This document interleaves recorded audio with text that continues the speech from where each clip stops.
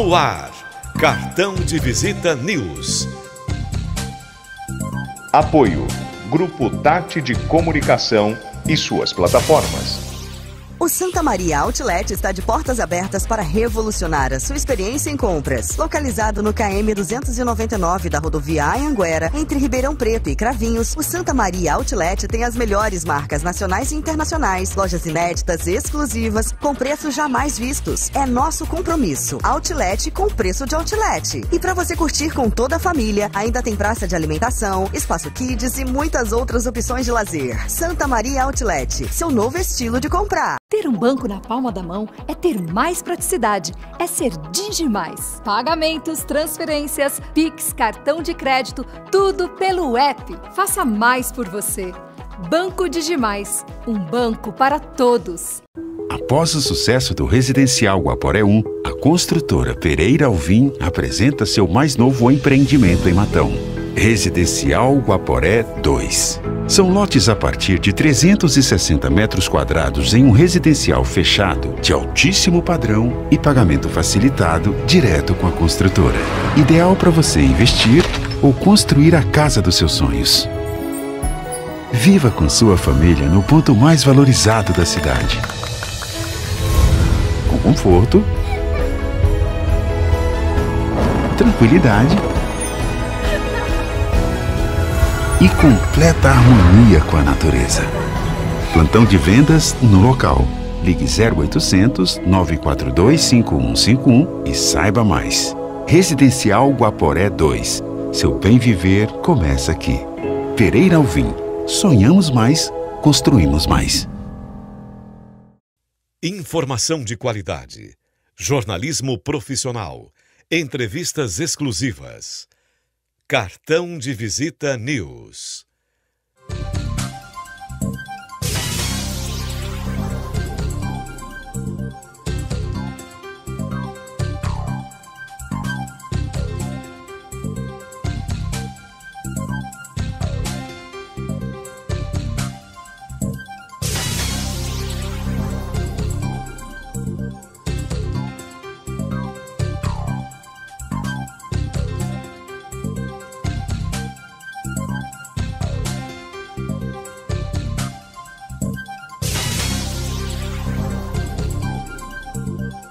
Cartão de Visita News, o seu programa de entrevistas. Apresentação, Zacarias Pagnanelli.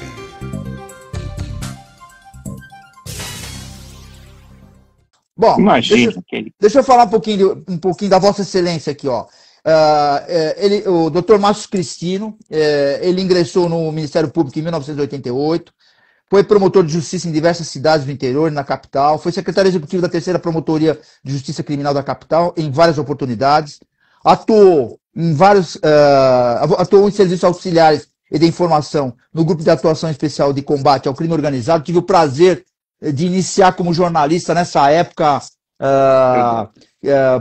quanto tempo? 20 anos? Vamos falar assim? 20 anos, mais de 20, um pouquinho mais de 20 anos. Que turma barulhenta, hein? Nossa.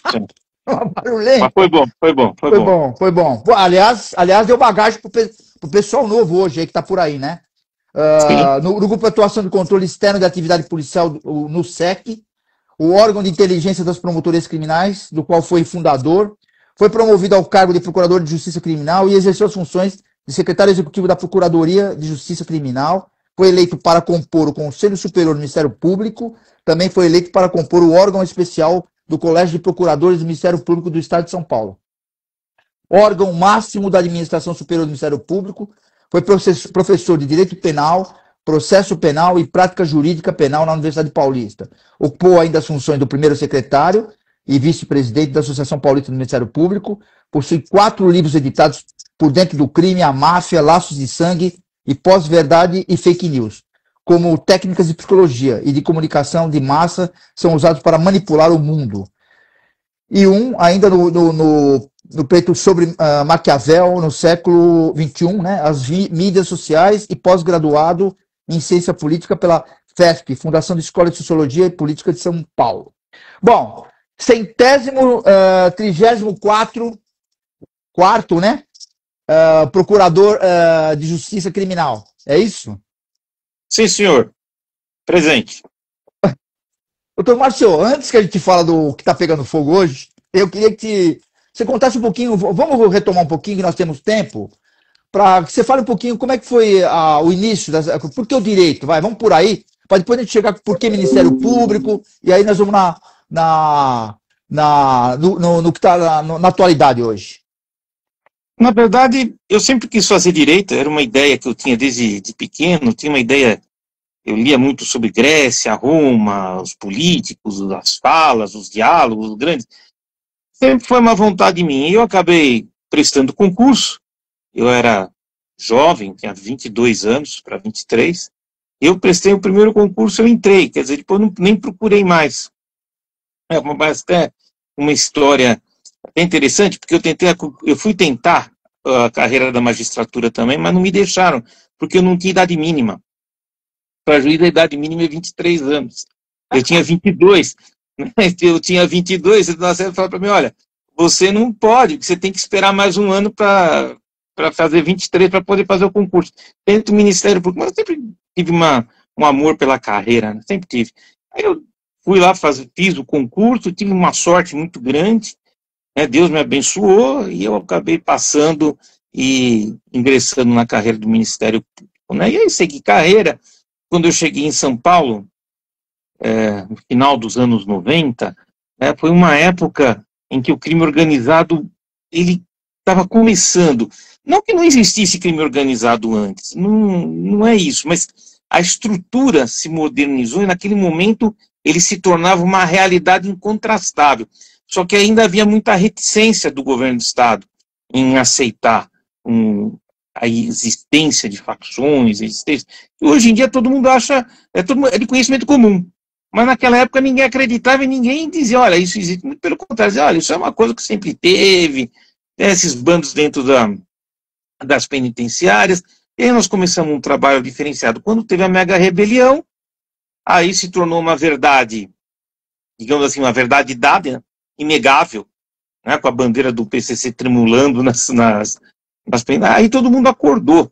Né, e o que era digamos assim, uma questão lateral, pequena, se tornou a prioridade número 1.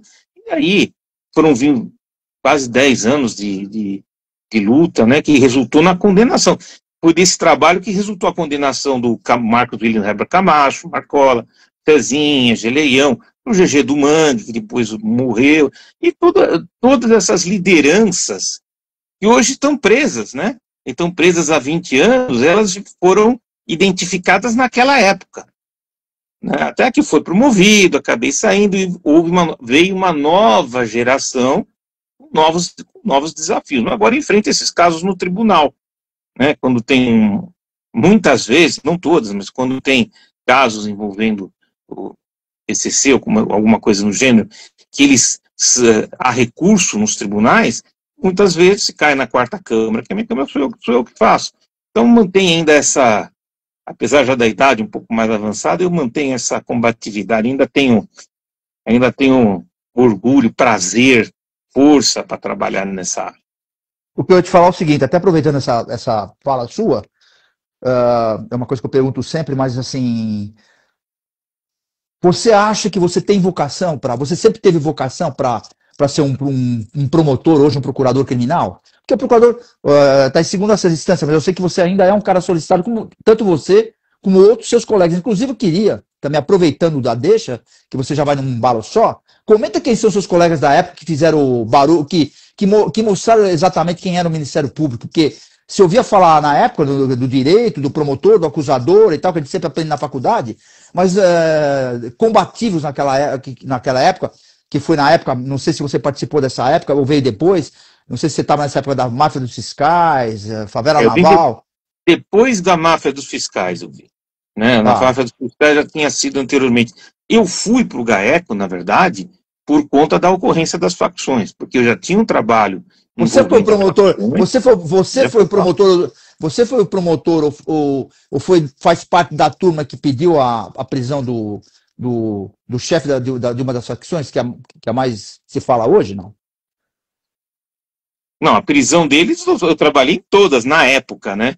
todas elas foram pedidas, porque naquela época você não tinha essa amplitude que você tem hoje, mas esses líderes, digamos assim, são os fundamentais, que hoje ainda estão no topo da pirâmide, foram todos naquela época, os julgamentos foram feitos naquela época, né?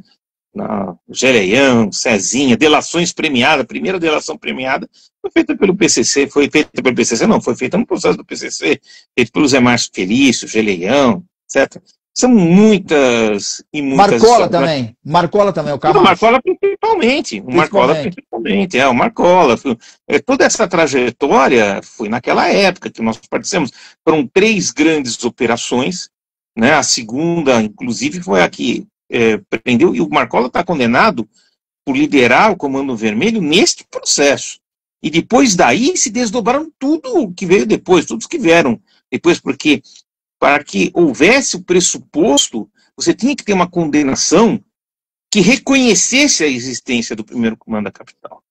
Porque enquanto era uma notícia, tudo bem, mas isso não era uma realidade jurídica, não tinha um processo, uma condenação que dissesse, olha, existe o primeiro comando da capital, e o primeiro capitão é liderado por fulano, naquela época era o Zé Márcio, não era o Marcola, era liderado pelo Zé Márcio, a atuação deles era assim, sabe? Isso você não tinha.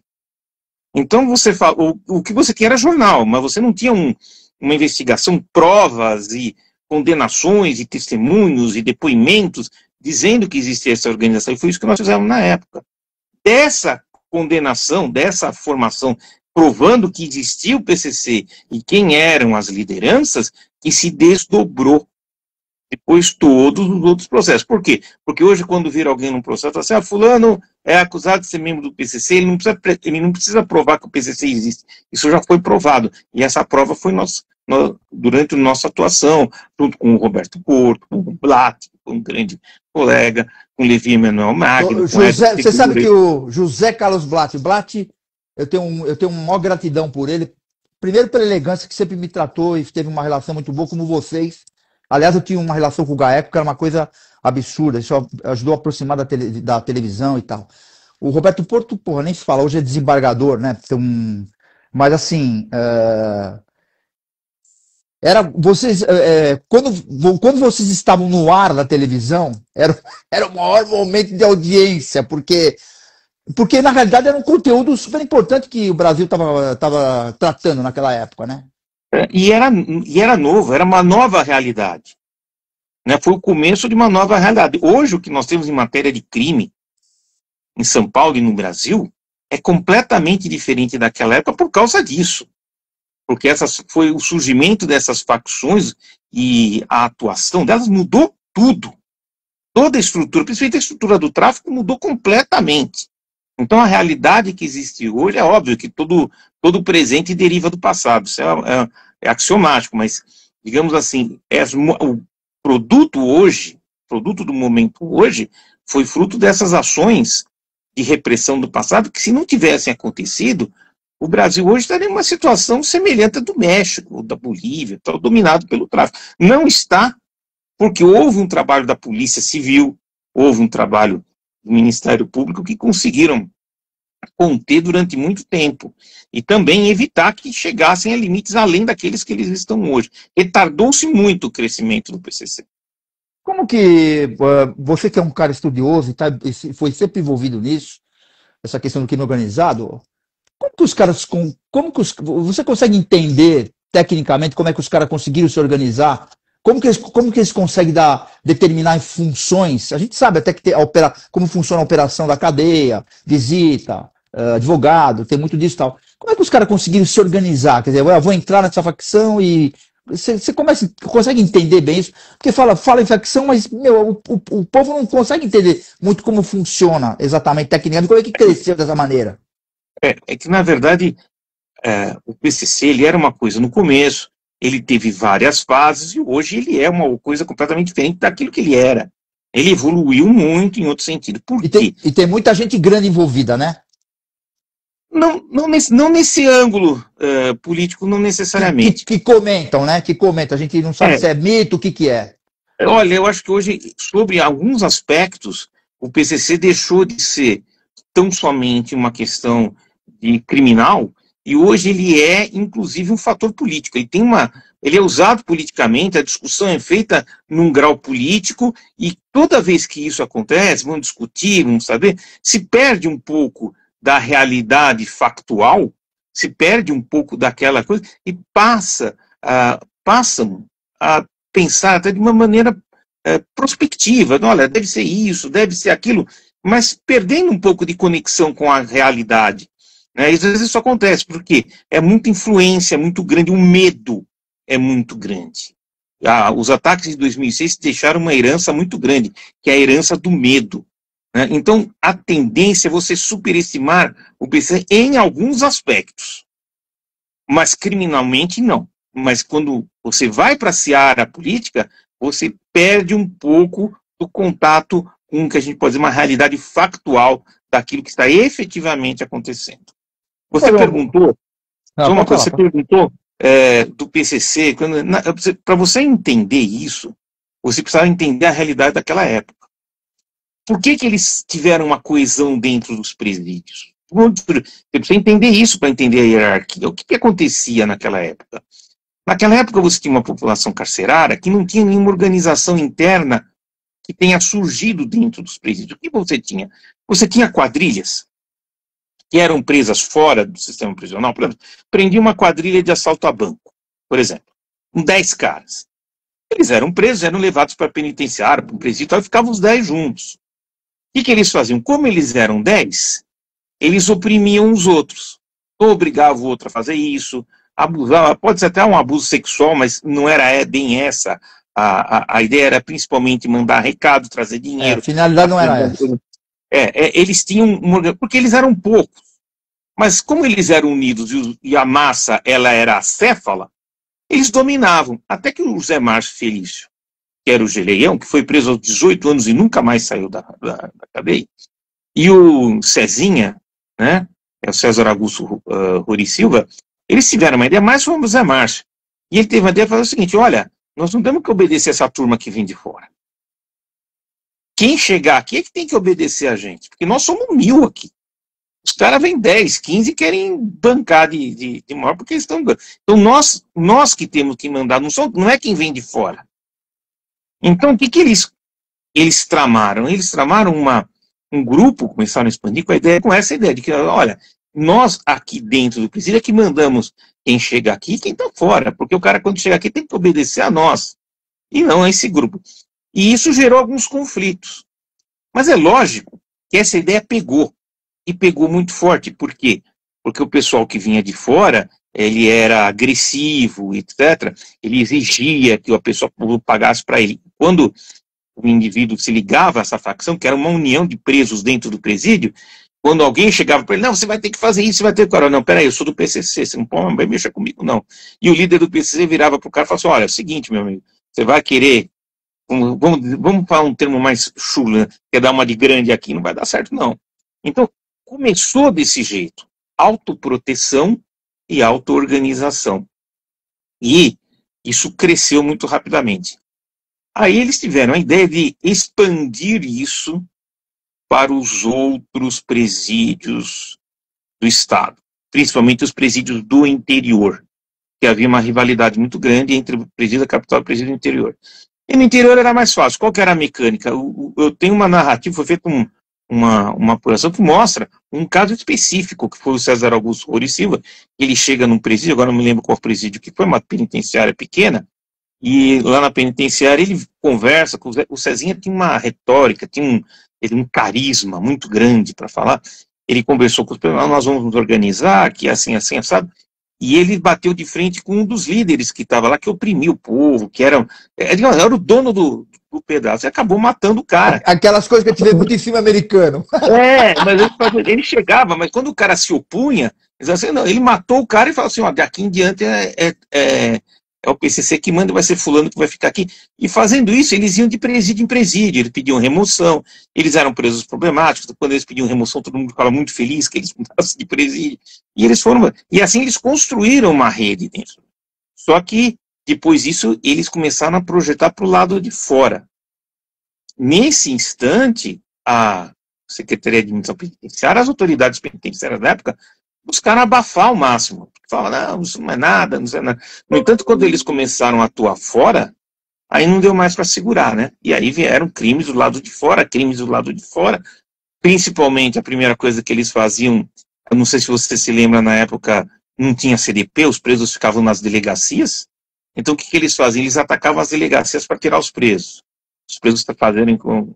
E numa dessas, houve uma morte horrorosa de 2 policiais militares, e aí prenderam os fugitivos disseram, não, nós somos do PCC e tal, e aí começou a primeira investigação da Polícia Civil, o nosso saudoso, recentemente falecido Rui Ferraz Fontes, e foi a primeira investigação por causa disso. E em paralelo, eu estava num departamento que você citou, Serviços Auxiliares de Informação, corregedoria, que era a corregedoria da polícia, o contato com os presos acabou vindo essa notícia, porque o preso, para mim, era vítima, então ele virava e falava assim, não, doutor, pode me deixar à vontade. Eu perguntava, você quer que eu te transfira de presídio, peço a transferência? Não, eu estou com o PCC, eu estou com... Eles estão ganhando, está tudo certo. Aí o cara fala isso para você olha e fala assim, escuta, mas o que você está falando? O que é isso aí? Você está falando que você não quer porque os caras estão te protegendo. Quem são esses caras que estão te protegendo? Os caras falavam,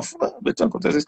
Então eu dei início a uma apuração, o Fontes deu início a outra apuração, e no final das contas a gente acabou, foi uma coisa meio com comunidade, a gente acabou cruzando com nas investigações, e aí nasceu, e foi que resultou a primeira apuração conjunta do PCC. Isso foi antes da Mega Rebelião. Quando teve a Mega Rebelião, então isso se tornou prioridade, e aí a coisa se desdobrou. Qual que era a função na época do Rui Fontes? Era delegado do DEIC, mas qual era que ele atuava na época? Ele era delegado da Delegacia de Roubo a Bancos, mas naquele departamento existia um departamento lá dentro do DEIC chamado Grupo de Intervenção em Cenário de Resgate de Presos. Então, é verdade. Então, o que acontece? Como esse resgate, no caso, houve uma morte horrorosa, depois, se quiser, a gente pode contar a história, mas é um pouco mais comprido. Houve uma morte horrorosa, e eles foram chamados para intervir nesse grupo de intervenção em cenário de resgate, por isso que eu acho que nem existe mais. É claro que não existe, né? Não tem uma delegacia, hoje só tem CDP, né? Então não tem mais esse problema de fuga. Foi a partir desse departamento, desse grupo, que surgiu a investigação por conta do resgate que o PCC tinha feito. Esses caras que comandam o PCC, por exemplo, qual que é o diferencial como ser humano, esses caras? Esses caras são caras que são estudados. Porque havia não sei se é mito ou não, na época que prenderam o Marcola, porque para valorizar, todo mundo fala, não, porque o cara leu 2.000 livros, o cara é culto, se aculturou e tal. Você acha que isso aí na época realmente era verdade, ajudou a culturar o cara, ou o cara tem um perfil mesmo de liderança? Ou todos tinham um perfil de liderança? São duas coisas, né? Você tinha duas lideranças que eram muito carismáticas. Isso também. Era o Zé Márcio Felício e o César Augusto Rurici. O Cezinho, então, ele era muito eloquente. Quando ele falava, quando ele discursava para a massa carcerária. O pessoal parava para ouvir. Entendeu? Porque ele falava, eu cheguei a pegar um discurso dele na mão, depois eu não consegui recuperar isso. Mas ele tinha uma frase que eu achei...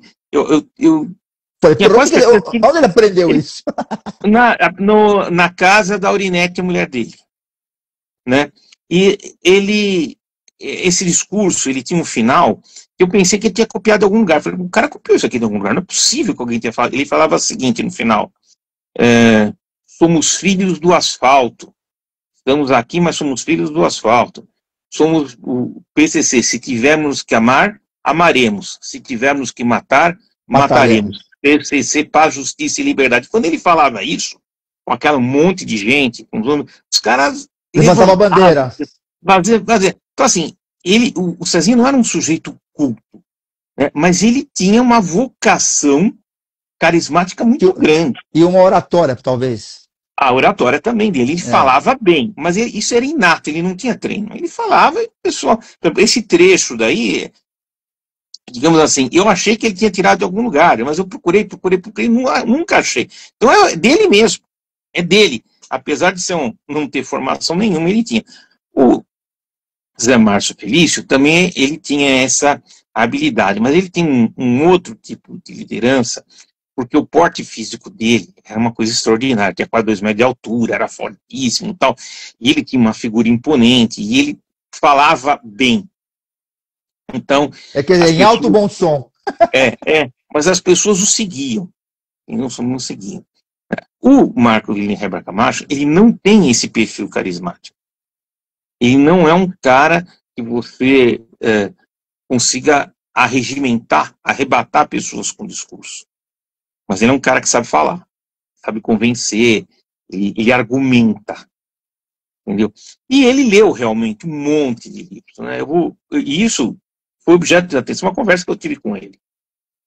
Quando ele foi preso, na primeira grande operação, isso foi em 2000, 2001, 2000, coisa assim, faz 25, 26 anos atrás.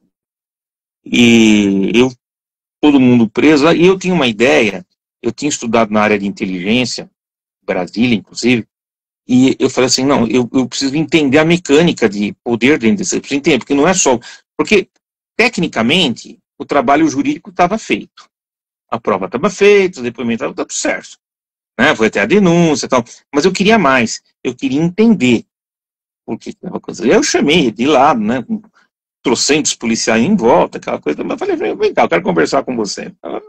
Eu comecei a conversar com ele, e conversa na boa, né, todos eles, aliás, conversam muito bem, né, na boa. Aí eu virei para ele e falei assim, escuta, é verdade que você leu? Nem sei quantos livros eu li isso, eu li aquilo, eu li não sei o quê. E eu era um aficionado na área de estratégia, eu não sei se você já ouviu falar de um livro chamado A Arte da Guerra, do Sun Tzu. É um livro de estratégia, eu lia, eu tinha todas as edições de português, são 13 capítulos, eu sabia quase decor o livro. Aí era uma ideia minha, sempre gostei. Aí eu peguei, virei para ele e falei assim, você leu tanto? Tá bom, então me diz assim, qual o melhor livro que você leu? Ele virou para mim e falou assim, não, o melhor livro que eu li foi A Arte da Guerra. Aí eu tinha estudado isso de cima para baixo, do lado, de cima para baixo, em inglês, em português, em espanhol, eu falei, agora é minha vez, né? Até cresci na cadeira, falando, agora eu vou falar com ele. E no entanto, eu mantive um diálogo com ele, e ele conhecia mesmo. Um dos caras que eu mais conhecia, ou seja, ele tinha lido. E você acha que isso, essas questões acabou, em algum momento, influenciando ou ajudando nessas operações deles? Aí não. Sem dúvida. Aí tem um detalhe. Como eu soube disso, eu sabia disso, durante um tempo, depois que eles foram presos, depois que o processo terminou, depois não sei o quê, depois de tudo encerrado, ninguém mais estava falando no fato, eu liguei para o diretor de política e falei assim, olha, eu quero saber os livros que eles estão lendo. Eu quero saber o que esses caras estão estudando. O que é o livro? Né? Então, Lamarck agora estava lendo A Vida dos 12 Césares, de Suetônio, clássico de história. Em vários livros de espionagem, alguma coisa assim, o Júlio César Guedes de Moraes estava lendo curso da Escola de Administração de Harvard. Os caras são... Os caras estavam lendo. O Macaulay lia livro de filosofia, livro de história, etc. Ou seja, nós não estamos falando de pessoas que são, digamos assim, desprezem o intelecto. Não, eles têm consciência de que é preciso ter uma atividade intelectual, aquela coisa, sabe? Então eles pensam. Essa liderança, a maior parte não. 99,99% não. Mas aqueles grandes líderes, eles têm. Vou dar um exemplo. Você podia virar para ele e falar assim, você já leu Voltaire? Ele virou e falou, Voltaire. Por quê? Ele não sabe falar francês. Ele não sabe a pronúncia de francês. Mas ele leu. E ele, alguma coisa acaba... Absorve, alguma coisa acaba... E o outro preso, ouvindo uma vez uma escuta, um preso falando com a mulher dele, e aí o preso, eu chamava Andrezão, não lembro o nome dele assim completo, e o preso virou para a mulher dele e falou assim, olha, a gente fala com eles, porque eles leram muito, eles ficaram muito no isolamento, eles leram muito, eles estudaram muito. Então isso não era só falado na imprensa, Isso era falado entre os presos. E eles tinham uma certa preponderância, mas é lógico que eram muito poucos. A maior parte deles, do que eles estavam um pouco mais abaixo, como, por exemplo, na época o Idemir de Santos Ambrosio, o Sombra, que era o segundo na época o Jonas Mateus, que é o grande assassino, o cara que começou a história de cortar pescoço, ele cortar a cabeça, ele é o cara que inventou não, que popularizou a ideia de que tinha que cortar a cabeça dos inimigos. Teve uma época, não sei se você lembra, que era a cabeça cortada para tudo quanto é lado. Tudo quanto é lado. Na época não tinha a questão dessas redes sociais, mas a gente acabava... Mas na TV chegava tudo. Então, mas era a cabeça cortada para tudo quanto é lado. Mas por que era a cabeça? E todos esses detalhes, eu contei depois no livro, mas são detalhes muito interessantes. Porque você fala assim, mas por que cabeça cortada? Porque de onde esses caras tiraram a ideia de começar a cortar a cabeça? Então, o Jonas Mateus, que foi quem popularizou, não que isso nunca tivesse existido, mas quem popularizou foi o Jonas Mateus, por quê? Porque ele era açougueiro. Ele era açougueiro. E para você cortar, para você cortar a cabeça... Não é fácil. Não é fácil. Não é como a gente vê nos filmes, cada um golpe, assim, não é, o cara tem que cortar aquela coisa. E ele tinha essa habilidade de cortar, ele começava a cortar a cabeça, que era uma demonstração de poder. Então, você tinha que buscar entender tudo isso para você fazer um desenho do que era o PCC. Não era só, pelo menos a atividade que a gente fazia na época, não era só um julgamento, não eram só testemunhas, isso não era só papel, né? Isso eram histórias. Mas essas histórias tinham um significado. E esse significado que faz entender como surgiu a facção e como ela se desenvolveu depois. Então isso está além do jurídico. Eu queria te perguntar um negócio que a gente, hoje com as redes sociais, eu sempre falo que comunicação é importante, mas precisa ter um pouco de cautela. Tudo é importante. Se o cara não tiver comunicação em qualquer profissão, ele está morto. Entendeu? Então eu queria te falar o seguinte. Como que esses caras, a gente sabe que juridicamente existe a lei no Brasil hoje que o cara pegue 100 anos de cadeia e ele pode ficar 30 anos no máximo preso, ou dependendo do caso, se ele pegar menos, ele com um bom comportamento, ele cumpre um terço e pode sair e ficar sobre... Eu queria saber o seguinte, eu não sei se eu estou falando bobagem, mas eu me lembro que na época o próprio Marcola que pegou 200 anos de cadeia, ou mais, não sei, você sabe me dizer melhor. Ele vai cumprir esses 200 anos de cadeia, não? Não, 200 anos não, né? Então, isso que eu queria... Porque assim, ele está 20 anos preso, ele pode ficar 30 no máximo? Não é bem assim. Entendeu? É uma coisa. Ou vão surgindo algumas coisas que ele vai mandando e vão enfiando nele porque ele é o cara que comandou exatamente. tudo. É isso que eu queria entender. Tá. Assim, por exemplo, o cara vai perder 30 anos, ele cumpre 15. Se ele pegar mais 30, né, desses 30 ele subtrai 15 que ele já cumpriu e conhece 15. Então, assim, vai acrescentando. Vai acrescentando. Então, na verdade, não é 30 anos literalmente falando. Eu entendi. Quer dizer, então, por exemplo, se ele se sabe hoje com as investigações, com tudo que acontece e tal, esses caras estão dentro da cadeia, estão comandando ainda, então que na verdade algumas coisas ainda volta, ainda a responsabilidade é dele. Porque a Constituição fala. Isso que é interessante, que às vezes as pessoas não... Legal falar sobre isso. A Constituição fala que você não pode ser condenado a mais de 30 anos. Tá? Só que é 30 anos por crime. Você não pode ser condenado a mais de 30 anos. Não tem pena maior do que 30 anos. Quer dizer, você até pode ser condenado. Você pode ser condenado a 40 anos. Mas se você for condenado num processo a 40 anos, você vai cumprir 30. Só que tem outro processo. E lá você vai cumprir também. Então, o que eles fazem? Eles juntam esses processos, fazem uma compensação e você vai acabar cumprindo uma série de... uma pena após a outra. Né? Então, o raciocínio é um pouco mais complexo, eu precisaria fazer uma linha de tempo, para poder explicar melhor. Mas não é 30 anos. É 30 anos depois de uma série. É óbvio que se nada mais for acrescido, fica 30 anos. Né? Mas... usualmente, quando você tem penas como essa 200, 300, né, é porque não é de um processo, são vários processos e são condenações sucessivas. Então, isso vai alargando o tempo de prisão. Aliás, tiveram pessoas que foram presas até por outras situações, não pelo crime organizado. Me lembro do próprio Blatt e tal, que entrou na operação, o grupo de vocês trabalharam, que provavelmente agora já deve estar saindo, se já não saiu, né? Que se pegou crime, foi um crime, provavelmente. Já saiu. Provavelmente. Muitos casos, inclusive, de polêmicos, acabaram saindo. Mas é a lei, né? É a lei. Você tem um crime, por maior que seja, pior que seja, um cara não pode ficar por um crime mais do que 30 anos preso. Existe uma exceção. Mas aí não é bem preso. É quando o indivíduo é considerado totalmente incapaz. O insano, o louco. Esse louco, ele não é penado. Ele é internado. E ele só sai da internação depois que é constatada a cessação da periculosidade.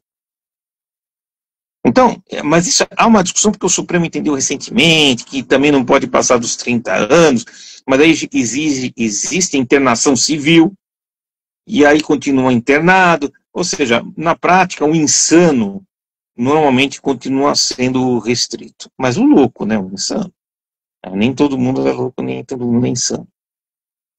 Vamos sair um pouquinho do foco de São Paulo e vamos falar um pouquinho do momento, até porque você é um técnico especialista, se especializou nessa área por muito tempo, foi obrigado a trabalhar nessa área. Eu queria que você me explicasse hoje, literalmente, o que falam, o que é o crime organizado, o que é o terrorismo. Se você hoje enxerga com o terrorismo. Antes que você comente, eu queria falar outra coisa. Eu participei muito de congressos internacionais de chefe de polícia. Fiz isso durante 10 anos. Eu fui um dos primeiros a cobrir um congresso que tem nos Estados Unidos. Inclusive um colega seu, Piva, participou comigo. Chegou aí comigo. E eu fui o primeiro cara da imprensa que articulei, e a gente acabou, que foi a TV Record na época, e a gente acabou pegando uma equipe de Nova York e nós acabamos cobrindo esse congresso e tal. E eu vi muito treinamento da polícia americana, eu tive na época, teve uma época quando mataram aquela juíza Scioli, eu jantei naquele dia com o presidente do Tribunal do Rio de Janeiro, com a mulher que é uma desembargadora, jantei com o corregedor naquele dia, no Rio. E se falava muito nessa questão de treinamento, inclusive a história, no jantar o assunto foi esse, porque a desembargadora e o desembargador, o presidente do tribunal na época, também treinou nos Estados Unidos com uma equipe da polícia americana. E a gente sabe que a polícia americana tem um perfil deles lá, mas é bem diferente do pessoal aqui do Rio de Janeiro, mesmo São Paulo com o Rio. Porque o que eu quero que você entenda, ou que você me explica, ou que as pessoas entendam. Os caras falam, porque teve esse problema dessa invasão lá, dessa operação no Rio de Janeiro. E que eu não recrimino, hein? Eu não tenho lado, mas eu não recrimino. Eu acho que o cara com fuzil na mão, meu amigo, pelo amor de Deus. O que eu quero dizer? Não é qualquer um que entra dentro de um lugar, eu não diria favela, mas uma comunidade, daquele formato, daqueles becos todos, que consegue trabalhar. Qual é o policial que faz isso? São várias perguntas, então, na verdade. Eu perguntei do crime organizado que estão querendo jogar no terrorismo, que também não sei... Vamos começar por esse ponto. Crime organizado e terrorismo são coisas diferentes. Por quê? Porque o crime organizado tem um objetivo, que é lucro. Eles querem dinheiro. Não tem ideologia. A ideologia deles é grana. Então, assim, se está ganhando dinheiro, não interessa o que faz, por que faz, se mata, mas o que interessa é que ganhe dinheiro. 90% das vezes é o tráfico. Né? É o tráfico que é a base, a sustentação de 99% do crime organizado. Então, ele se distribui, inclusive, na área, geograficamente, para ganhar dinheiro. Eles não têm outro objetivo. E o terrorismo? O terrorismo não pensa em dinheiro. O terrorismo pensa em política, em uma referência política. E aterroriza com isso, né? E aterroriza para isso. Eu vou dar um exemplo que fica muito claro. Né? Nós tivemos, faz 3 anos, ou 2 anos e meio, sei lá, mais ou menos, o ataque do Hamas em Israel. Eles invadiram, mataram um monte de gente, queimaram, etc. Aquilo foi uma ação terrorismo. Aquilo é terror. Por quê? Eles queriam matar, eles queriam, digamos assim, mostrar força, não sei o quê. Reconhecido, medir força, queria isso, queria aquilo. Mas eles não queriam dinheiro. Que dinheiro que eles ganharam com aquilo lá? Eles foram em busca de dinheiro, de capital, de dólares, de coisa. Não, nem se falou isso. Não tem. Não. Então, assim, isso é terrorismo. Isso dá para você ver claramente que é terrorismo. O ataque das Torres Gêmeas. Dinheiro? Deu lucro aquilo lá? Deu. Né? Foi um prejuízo desgraçado. Né? Aquela coisa. E todos eles morreram no ataque. Aquilo era crime organizado ou era terrorismo? Era terrorismo. Terrorismo.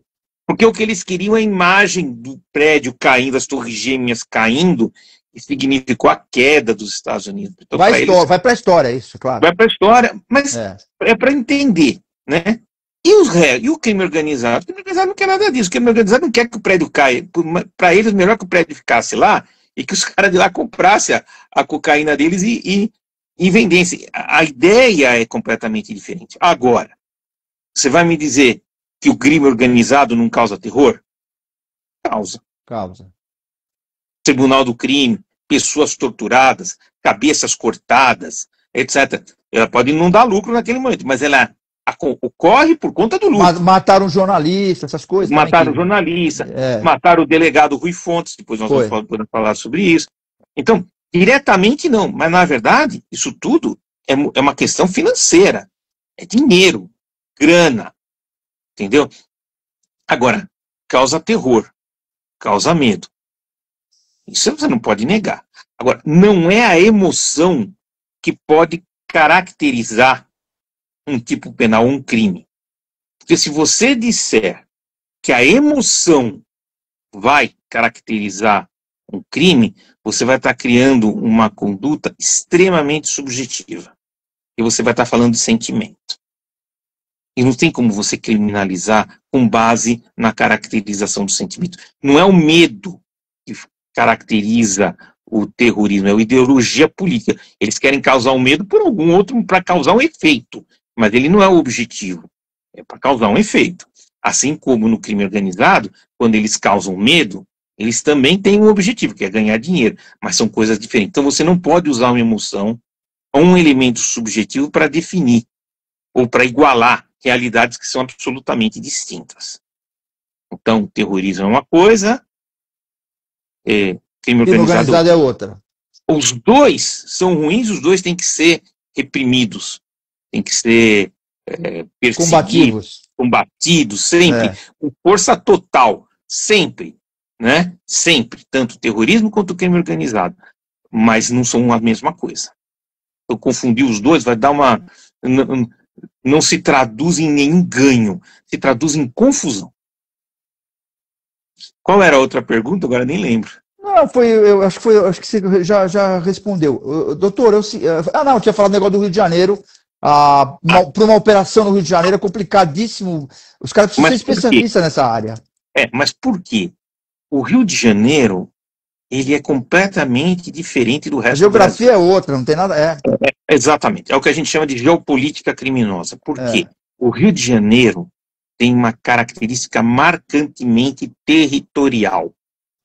Geográfica. Ele tem regiões onde há concentração por conta do relevo, dos morros. Você vê até aquele morro, acho que é Morro da Concórdia, sei lá, onde o pessoal do Comando Vermelho se infiltrou para resistir à prisão. Então, essa característica, junto com algumas questões históricas, como uma história, já um passado de décadas, que se falava o seguinte: olha, o bandido não desce para o asfalto não sobe para o morro. Né? E isso acabou justificando a questão. Em suma, tem condições históricas sociais. Mas a questão territorial no Rio de Janeiro se assemelha um pouco ao norte do México. É o único lugar no Brasil que tem essa característica. Então, naquela área geográfica determinada, como por exemplo lá no complexo, que agora acho que é alemão, né? O alemão ali, naquela região, e na Penha, que estava do lado, era uma área conflagrada e controlada pelo crime organizado. Era território. território.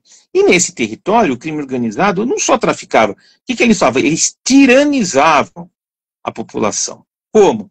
Você queria comprar gás? Se o gás custava 90, você tem que pagar 100 porque 10 é para eles, por exemplo. Você quer internet?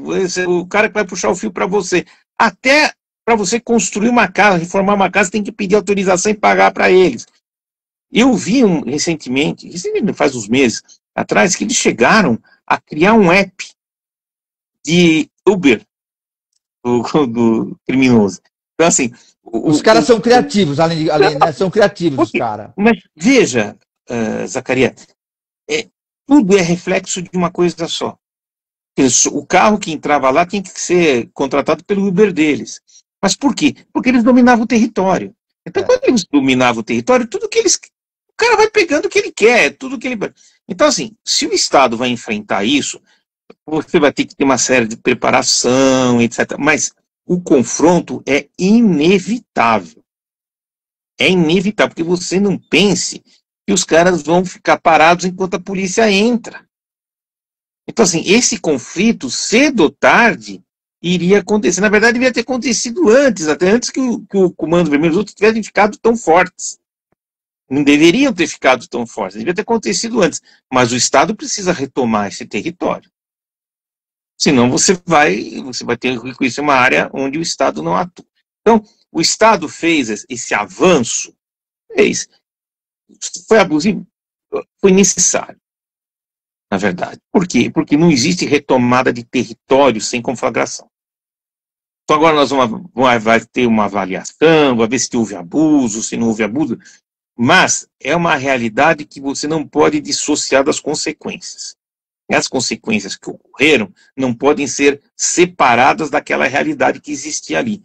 Pô, você tinha praticamente uma tropa lá, quem viu as imagens, os caras com roupa camuflada, camuflada, fuzil para eles era brinquedo, tinha um monte. Então, prenderam mais quase 100 fuzis e fora o que conseguiu sair fora. Então, isso daí não existiu? Isso aí estava lá por quê? E eles deram isso de presente? Eu vou te falar, não estou aqui para defender ninguém, eu acho uma coisa difícil também nesse momento de você, sabe, exagero. É confronto. Você difícil, não pode negar que é uma situação eu entendo isso. Politicamente a gente não sabe quem se entendem isso, né? Mas é uma situação de confronto, não tem como não ser, tá? Aí pode dizer, não pode ser só isso, tem que ter coisas a mais. Concordo. Talvez tenha que alguma ação para manutenção, para os caras não voltarem, porque o problema é o cara voltar lá. Eu também acho. Né? Então, assim, tem que ter alguma solução, algum planejamento, alguma ação voltada para isso. Agora, que era necessário que o Estado retomasse aquele espaço, isso é óbvio, eu acho que ninguém nega. Tava na cara ali, né? Ninguém nega. Era tão evidente, né, que as pessoas, eles andavam com fuzil, atira no ombro, na rua. É uma afronta para a segurança pública, né? É uma afronta. Não dá para aceitar uma coisa dessa. É uma afronta social, né? Deixa eu... Nós temos 1 minuto, eu queria que você falasse um pouquinho do Martins Fontes. O que você queria falar sobre ele? Foi o melhor policial que o Brasil já teve. Você era amigo dele, né? Era meu amigo. Era meu amigo, eu falei com ele 1 hora antes dele morrer. Você tá brincando.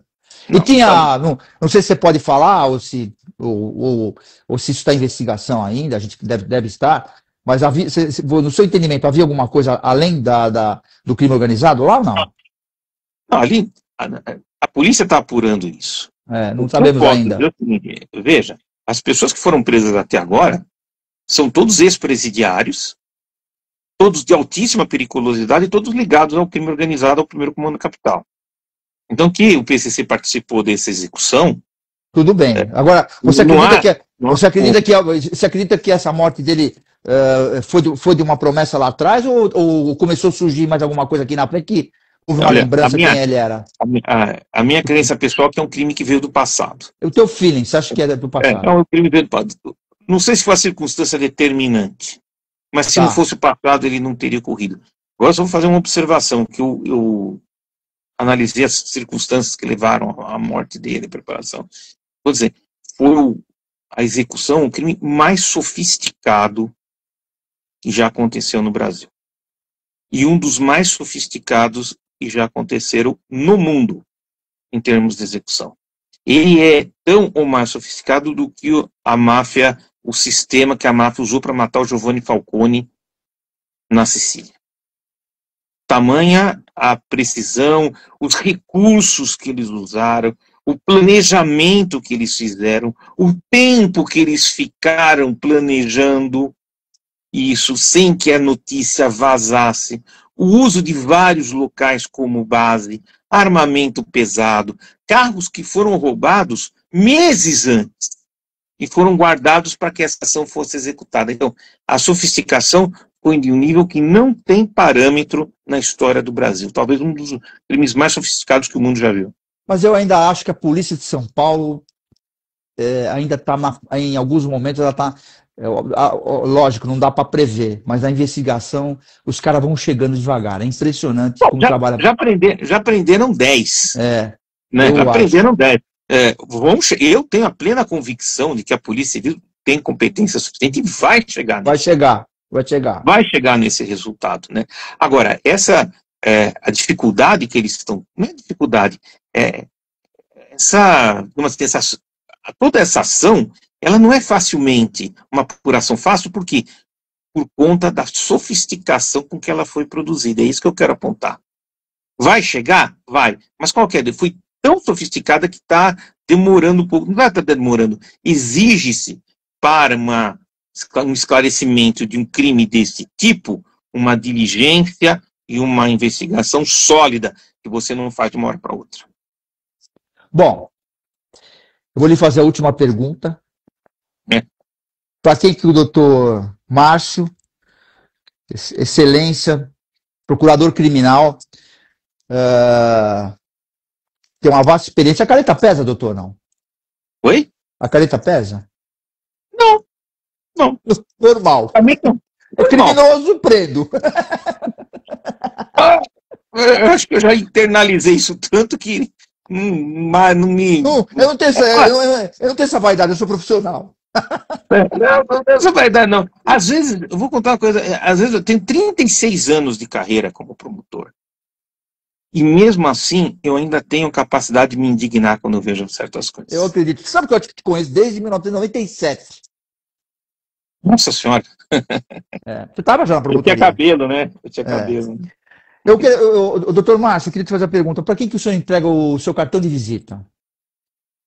Para você, Zacarias Paganelli, o grande comunicador, o cara imagina. que me chama e sempre me prestigiou em todas as horas. Então, não, assim, atualmente você é o maior, atualmente, por incrível que pareça, está sempre em evidência. Você é o maior conteúdo hoje, porque, aliás, rapidinho a resposta. Você tem você troca figurinha, você aqui no Rio de Janeiro, não? O pessoal do Ministério Público lá, não tem essa relação. Na verdade, talvez os colegas que estão atuando na linha de frente possam até ter. Mas é um erro, né? Porque você tem experiência. Você está na segunda instância. O negócio é papel hoje, mas, trocar uma figurinha sempre é importante, eu acho, né? Mas, de qualquer maneira, cada um... Mas, Zacarias, você é o cara que tem sempre a lembrança e sempre me ajudou muito. Então, para você, sempre um cartão de visita. Nossa, eu sou muito grato só pelas suas palavras, pelo amor de Deus, meu. Aliás, eu já falo o contrário. Entendeu? Eu não cresceria na área institucional se eu não tivesse relações com vocês. Inclusive, era um grupo que poucas pessoas chegavam perto na época, e eu tinha o prestígio de estar sempre junto e de ter contato no dia a dia. Ótimo. Doutor Márcio, obrigado pela sua elegância. Eu agradeço. Foi um bate-papo muito. Foi um bate-papo. Na realidade, foi uma aula que você deu aqui para quem vai assistir, entendeu? Eu quero agradecer o Grupo Tati por aceitar esse conteúdo que é importante e que sempre está atento com essas coisas. E dizer que estaremos no cartão de visita News R7, no TH+, e em mais outros portais, e no cartão de visita News do YouTube. E aí nós voltamos em qualquer outro momento, e a hora que você quiser, eu estou à disposição. Igualmente. Querendo é só chamar, você sabe que eu estou junto com você. Grande abraço, querido. Fica com Deus aí. Um abraço, obrigado, viu? Eu que agradeço. Boa noite. Tchau, tchau. Boa noite, bom dia, boa tarde. Tchau, tchau. Tchau.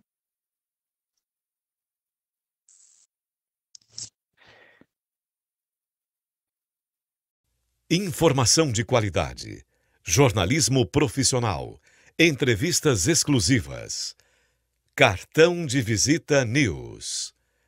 O Santa Maria Outlet está de portas abertas para revolucionar a sua experiência em compras. Localizado no KM 299 da rodovia Anhanguera, entre Ribeirão Preto e Cravinhos, o Santa Maria Outlet tem as melhores marcas nacionais e internacionais, lojas inéditas e exclusivas, com preços jamais vistos. É nosso compromisso. Outlet com preço de outlet. E para você curtir com toda a família, ainda tem praça de alimentação, espaço kids e muitas outras opções de lazer. Santa Maria Outlet, seu novo estilo de comprar. Ter um banco na palma da mão é ter mais praticidade, é ser Digimais. Pagamentos, transferências, Pix, cartão de crédito, tudo pelo app. Faça mais por você. Banco Digimais, um banco para todos. Após o sucesso do Residencial Guaporé 1, a construtora Pereira Alvim apresenta seu mais novo empreendimento em Matão.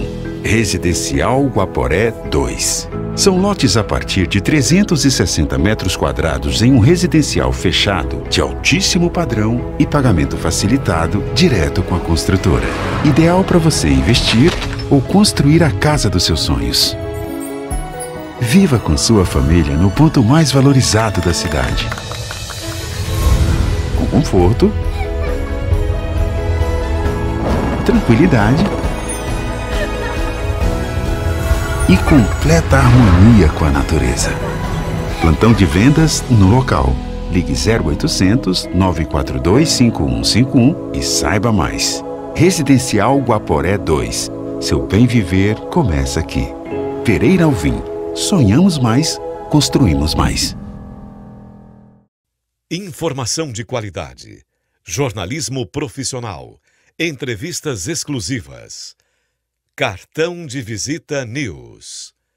O Santa Maria Outlet está de portas abertas para revolucionar a sua experiência em compras. Localizado no KM 299 da rodovia Anhanguera, entre Ribeirão Preto e Cravinhos, o Santa Maria Outlet tem as melhores marcas nacionais e internacionais, lojas inéditas e exclusivas, com preços jamais vistos. É nosso compromisso. Outlet com preço de outlet. E para você curtir com toda a família, ainda tem praça de alimentação, espaço kids e muitas outras opções de lazer. Santa Maria Outlet, seu novo estilo de comprar. Ter um banco na palma da mão é ter mais praticidade, é ser Digimais. Pagamentos, transferências, Pix, cartão de crédito, tudo pelo app. Faça mais por você. Banco Digimais, um banco para todos. Após o sucesso do Residencial Guaporé 1, a construtora Pereira Alvim apresenta seu mais novo empreendimento em Matão. Residencial Guaporé 2. São lotes a partir de 360 metros quadrados em um residencial fechado, de altíssimo padrão e pagamento facilitado direto com a construtora. Ideal para você investir ou construir a casa dos seus sonhos. Viva com sua família no ponto mais valorizado da cidade. Com conforto, tranquilidade e completa harmonia com a natureza. Plantão de vendas no local. Ligue 0800 942 5151 e saiba mais. Residencial Guaporé 2. Seu bem viver começa aqui. Pereira Alvim. Sonhamos mais, construímos mais. Informação de qualidade. Jornalismo profissional.